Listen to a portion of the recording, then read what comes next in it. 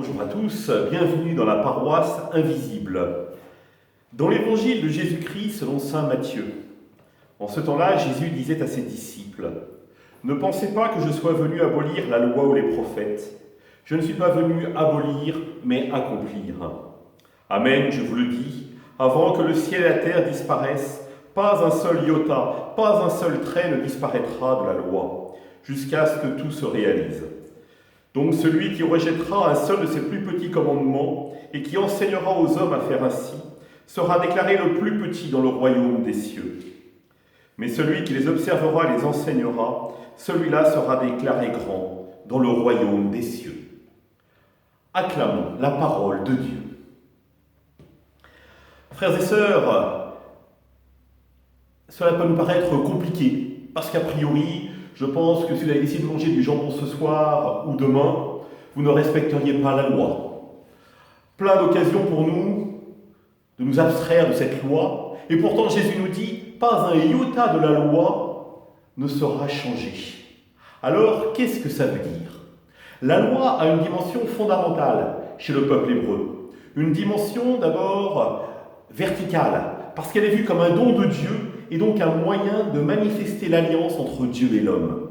Et donc, passer par la loi, vivre la loi, c'est reconnaître la présence de Dieu au cœur de sa vie. Et donc, c'est fondamental. Deuxième dimension, c'est que la loi a une dimension communautaire, collective.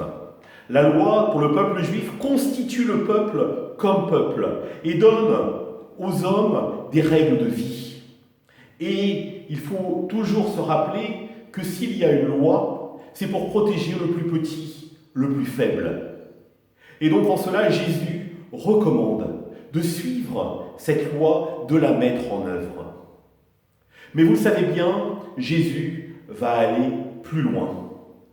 Il va se présenter comme l'accomplissement de la loi.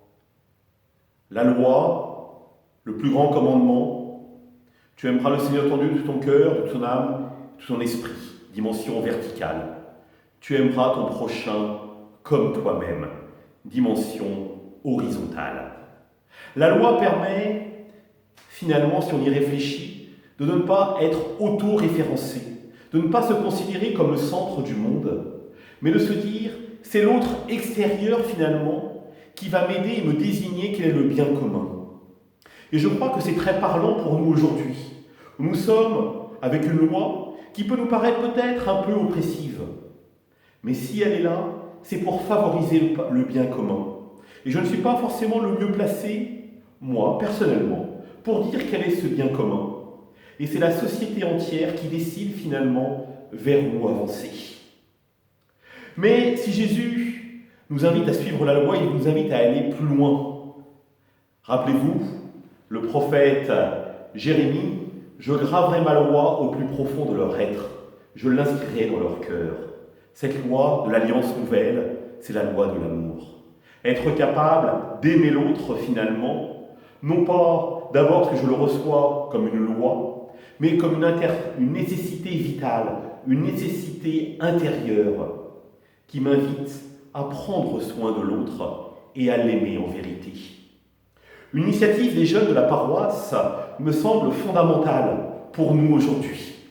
Les jeunes ont proposé non pas d'aller visiter des personnes âgées qui se sentiraient seules, parce que ce n'est pas possible, mais de leur téléphoner. Moment important, parce que finalement, ils décident de prendre du temps pour chacun d'entre nous. Alors c'est Brigitte Moureau qui va recevoir les appels, vos appels. N'hésitez pas à la contacter par téléphone ou par SMS. Et après, elle redispatchera aux jeunes cette dimension. Alors, le numéro de téléphone de Brigitte, 06 74 10 68 88. Ou son fixe, 09 66 87 71 97. En donnant ce numéro de téléphone à une personne seule, ou même si vous-même vous décidez de l'appeler, ce sera un service peut-être pour vous, mais aussi pour les jeunes, parce que vous les aiderez à faire grandir en eux leur amour de Dieu et donc leur amour des autres. Je vous souhaite une bonne soirée à tous dans notre Église invisible qui peu à peu prend véritablement chair.